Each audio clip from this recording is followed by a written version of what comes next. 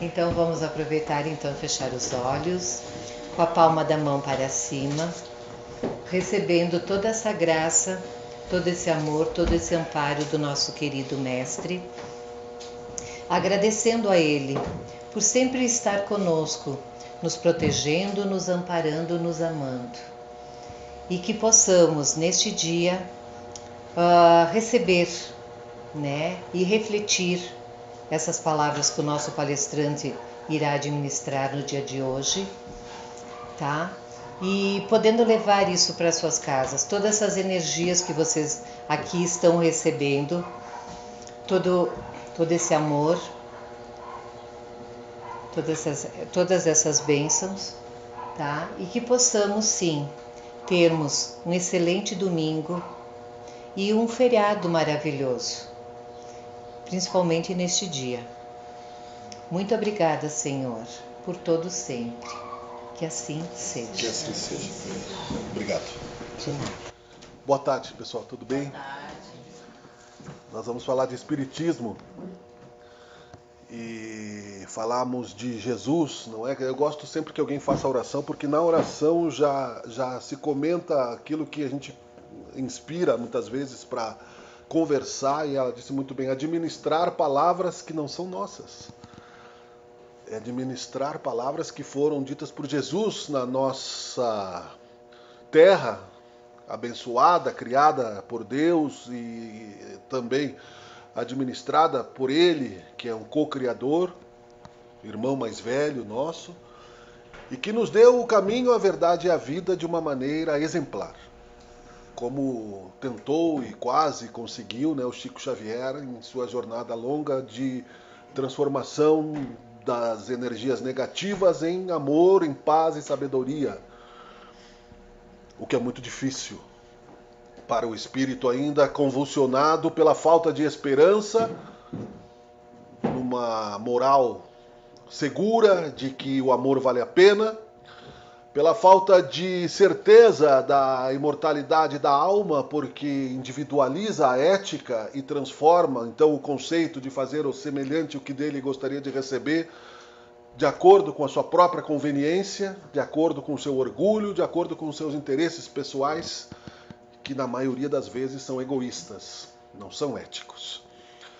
Isso nós temos visto cada dia mais ainda, infelizmente, neste momento de provas e expiações mais acirradas, quando nós estamos entrando, não é, numa turbulência, como a gente compara quando o rio encontra o mar, né, tem o fenômeno da pororoca, mas não quer dizer que aquele fenômeno, aquele encontro de águas não tenha vida e não seja necessário.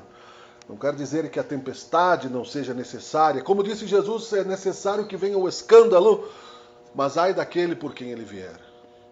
O escândalo, é claro, que estava colocado como uma palavra de um contexto da época, da cultura, da época, há 2000 anos atrás, aonde, não é, Cristo quis dizer a vergonha pública, muitas vezes, de pensamentos errôneos, de sentimentos errôneos que acabam se materializando nos nossos destinos e transformando, então, a nossa alegria em dor, a nossa paz em desespero, e os nossos chãos, né, se desfazem como construídos, né, fossem como castelos de areia, aonde vem a onda, né, e leva embora, e aquilo ficou sem solidez, né, colocado num tempo muito rarefeito.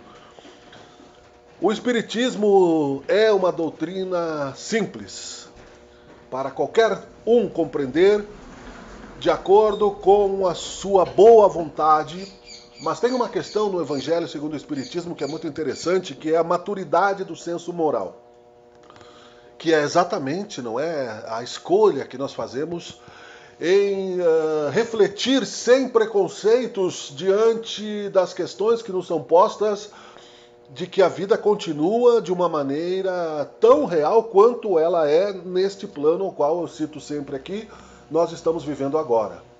O presente, nós estamos sentindo o presente, nós não estamos vivendo um sonho, nós estamos conscientes.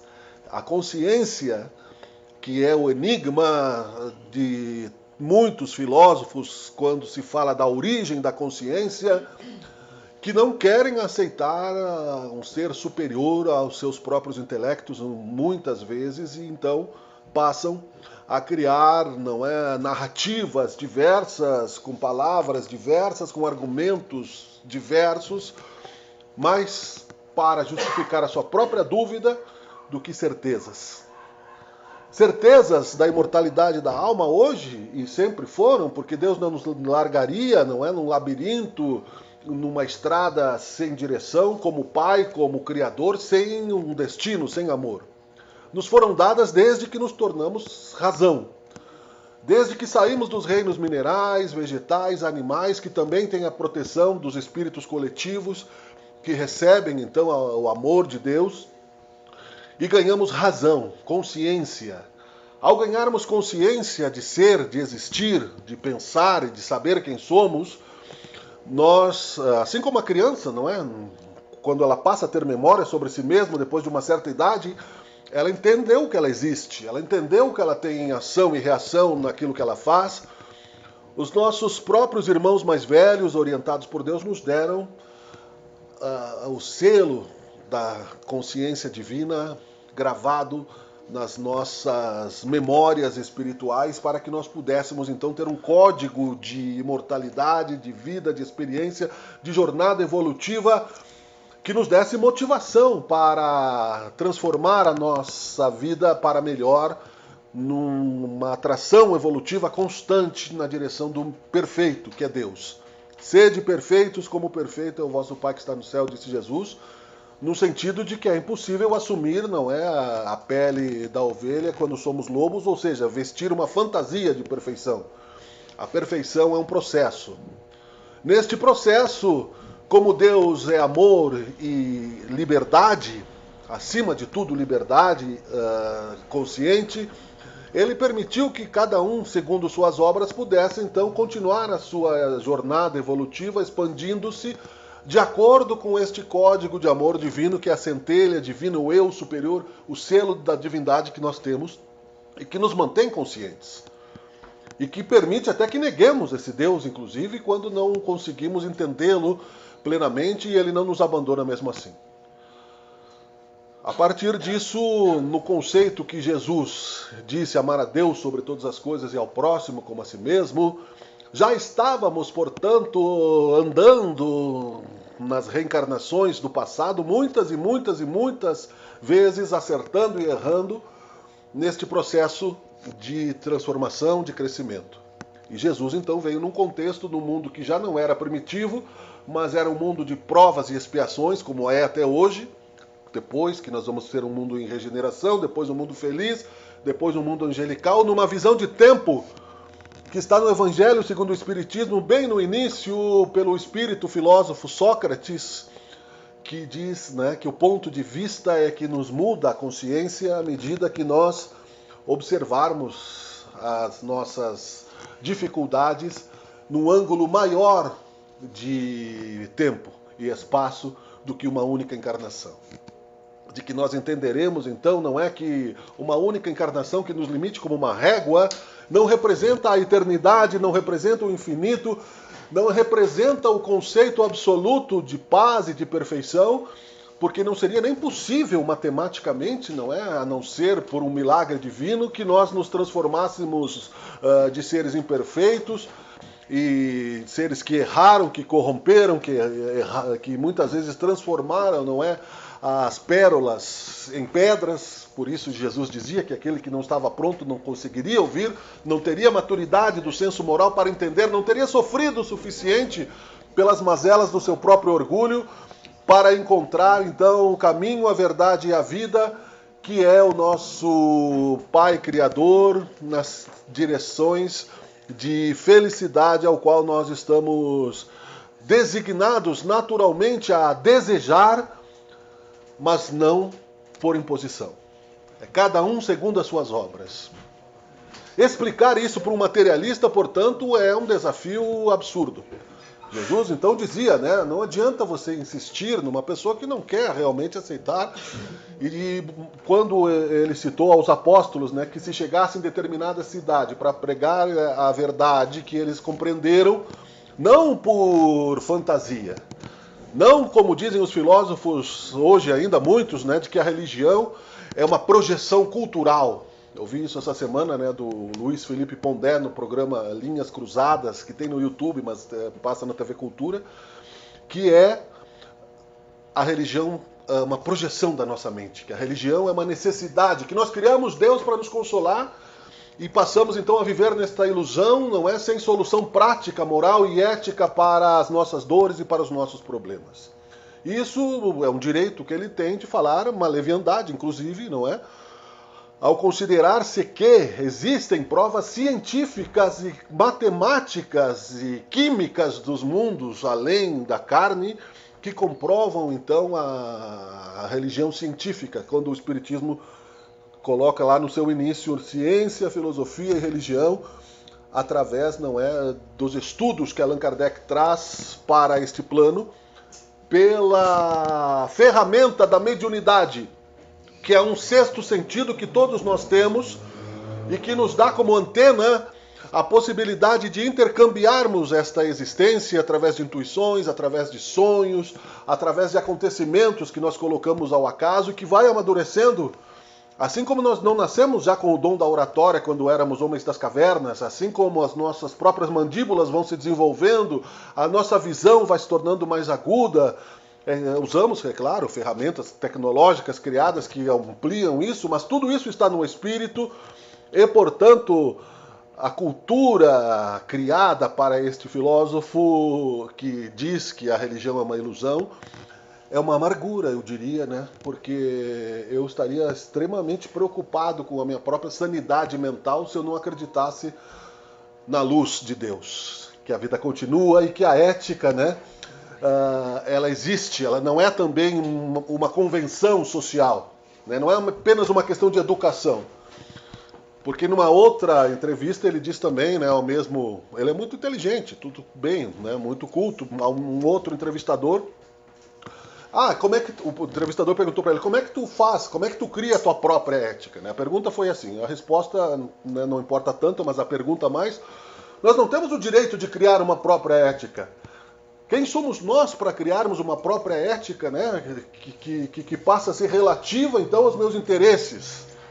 A ética, né, ela é criada por aquele Deus que nos deu a vida e que está dentro de nós e que nos faz existir e que nos traz não apenas pelos sentimentos de compreensão energética, de amor, de paz ou de rancor e de sentimento de culpa, a certeza de que nós não vivemos apenas este presente, que nós estamos navegando pelo tempo e espaço por muitos e muitos ciclos já temporais que servem para nos dar amadurecimento deste mesmo senso moral que nos dá a certeza. Eu não sei por que eu acredito de tal forma, mas eu acredito. Eu não posso explicar para um filósofo que conhece todas as histórias, não é? E todos os argumentos daqueles que foram consagrados pelas suas dúvidas, porque não apresentaram soluções nenhuma na filosofia prática, como apresentou Jesus, por ele mesmo considerado um homem sonhador, um idealista, um filósofo, alguém que trouxe uma proposta do bem, mas que derrotado pela cruz não conseguiu vencer então no seu tempo. E esse é um debate catedrático, público. As pessoas materialistas estão cegas, portanto, neste momento, e transmitindo a sua dúvida e a sua cegueira como uma proposta insatisfatória até para aqueles que têm fé, porque eles também ousam, não é, julgar a religião que não possuem, porque se dizem ateus, como se fossem conhecedores da totalidade da verdade. E assim eram outros, assim foram os fariseus que provocavam Jesus, porque perderiam o poder sobre o povo, não é? A partir do momento que Jesus dizia que a simplicidade de Deus é o amor que está dentro de nós, que dizia que cada um é seu próprio templo, que busca a verdade te libertará, de uma forma individual, ajuda-te que o céu te ajudará, buscai e achareis. Ele dizia assim, para nos encontrarmos em grupo, nos compartilharmos as nossas dores, as nossas intuições, as nossas incertezas, para que se transformassem em fé, em religiosidade mais segura, não apenas fé cega, mas sempre questionou: o que queres de mim? O querer do Espírito está na origem do nosso processo de transformação espiritual, que nos faz realmente tentar encontrar objetivos melhores para as nossas reencarnações, já que temos citado aqui, né, que é uma das leis de Deus estarmos num plano energético mais denso como esse que nós estamos, para controlar melhor, né, o nosso espírito. O que se faz quando nós somos um pouco indisciplinados ou filhos, né, se coloca numa escola. A escola vai dar limites, a escola vai dar uma curadoria, este é o caminho, a escola vai lapidar aquela educação, aquela energia, e assim todos que estão neste plano ou no outro estão subordinados às leis que são de Deus. A lei do amor, a lei da caridade, a lei do progresso, a lei da reencarnação.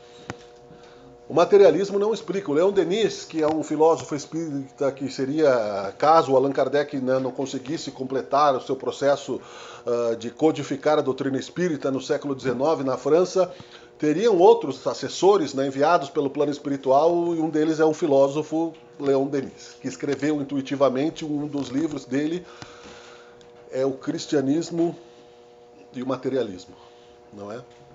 Ou seja, confrontando, como está no Evangelho segundo o Espiritismo, que ou você se prende a acreditar que a matéria é a origem que não se explica na consciência da ética, ou você aceita que Deus criou as coisas e que nos deu a possibilidade de como disse aqui na prece, administrarmos as palavras que também são energias e que constroem, né, o nosso destino, e entendermos então que estamos num trânsito de transformação constante à medida que, agindo nas leis de causa e efeito, nos consolamos melhor diante da justiça divina que explica as nossas aflições, tendo origem nesta existência ou noutra existência, e por humildade aceitando que não somos capazes de confrontar a vontade de Deus.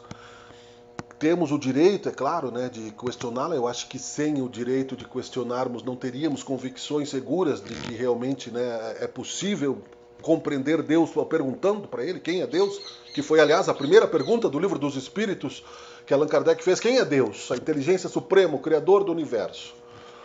Ok, nós não vamos aqui trazer, né, um livro explicando, ó, Deus é 2 mais 2 mais 5 mais 4 mais 3 vai dar em Deus. É impossível, é isso que as pessoas querem fazer.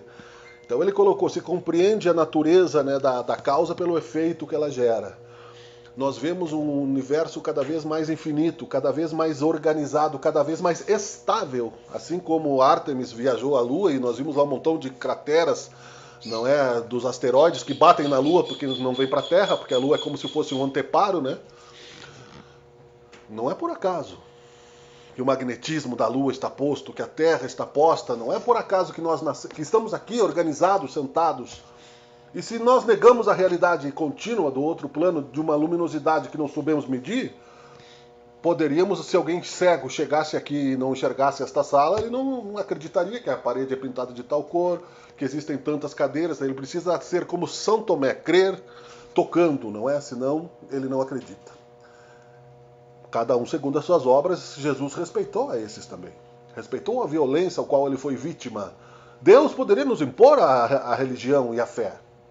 Ele não criou a dor para que nós vivêssemos então a amá-lo, porque senão ele nos castiga e nos manda para o inferno. Isso é uma visão medieval de dominação. O que Deus nos faz é mostrar o caminho através do exemplo, né, do nosso querido irmão mais velho, Jesus Cristo, dizendo que o amor que nós conseguirmos ter, ele vai neutralizar a energia do ódio. Todo mundo sabe que quando a gente está com raiva, né, chega a sentir o calor do sangue ferver, porque o cérebro pensou, o espírito ferveu, o corpo reagiu. E se isso é uma constante, se o espírito é constantemente colérico, como diz no Evangelho, vira um câncer.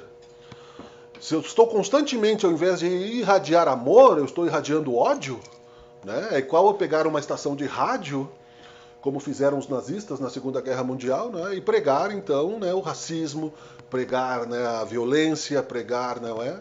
E assim se faz, porque não tem ética. Pai, perdoai-os porque não sabem o que fazem, disse Jesus Cristo. É simples, né? Não há necessidade de cavar tão fundo aquilo que Jesus trouxe, aquela luz que ele disse que precisava ser mostrada, que nos traz, então, um senso de realidade melhor, que nós temos que, claro, que comparar com a nossa relativa evolução ainda. Por isso, nós andaremos por alguns momentos, de certa forma, de acordo com aquilo que nos é apresentado como prova e expiação, inseguros. É normal que assim seja. Não foi por acaso que chegou até hoje a insegurança de São Pedro, que, mesmo avisado por Jesus, né, com medo de ser crucificado igual, né, negou Jesus 3 vezes antes do galo cantar. Né?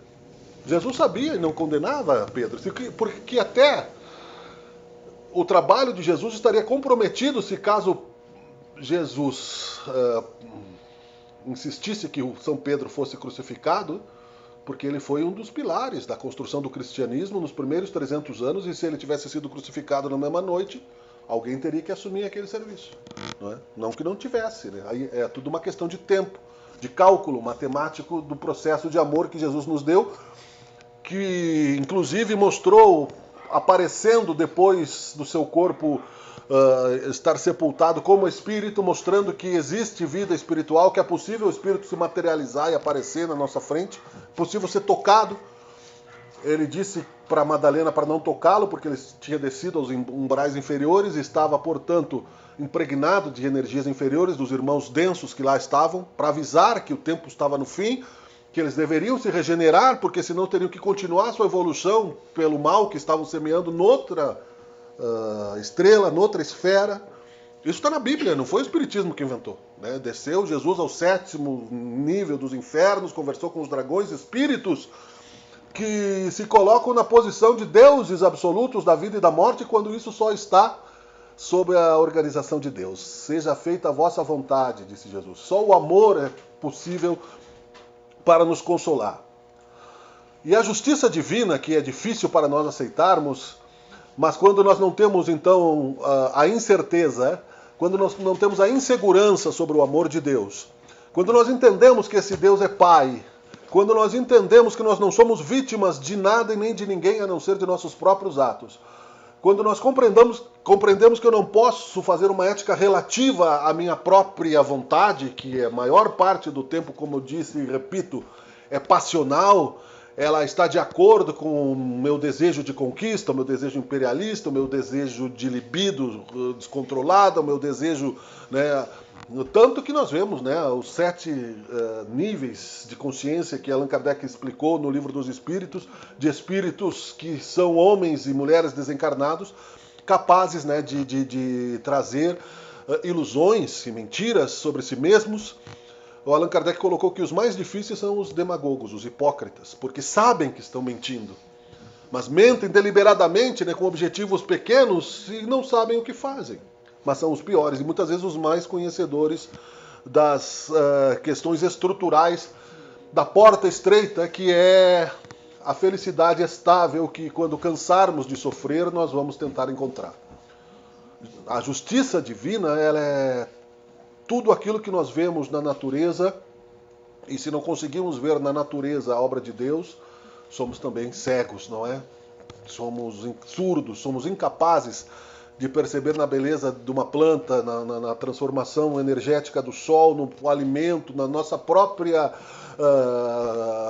possibilidade de existência. Se não conseguimos ver o selo de Deus, nós temos uma ingratidão muito profunda dentro de nós, ainda a ser trabalhada. Eu posso ter uma ética pessoal e negar a Deus? Posso.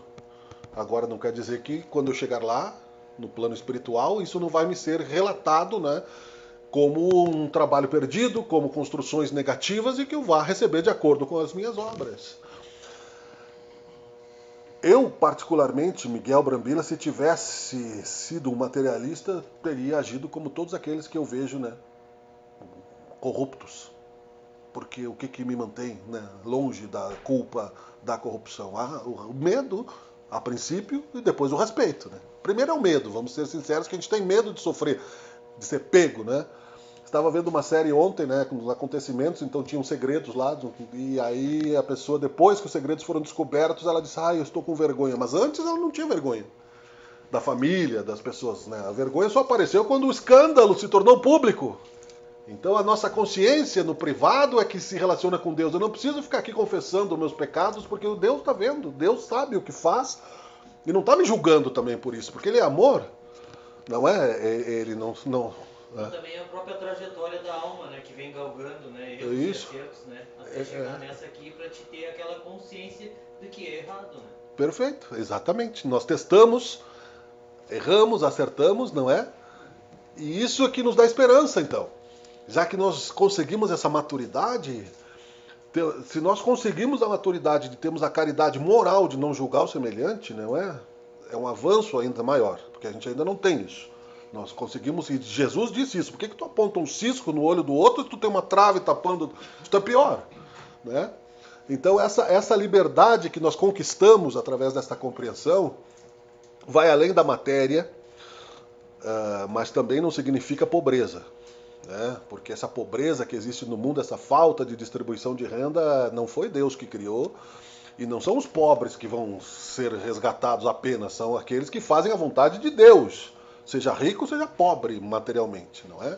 Jesus quis dizer isso, e disse que, claro, que se você está satisfeito, como estavam, né? Ele foi levado por Pôncio Pilatos a Herodes, inclusive o rei dos judeus, na época Herodes estava lá cheio de farras e de fanfarras e de coisas. Ele disse, mas tu não é rei? Eu sou rei, olha ao meu redor, né? Tinha comida, tinha soldados, tinha mulheres, ele estava, né?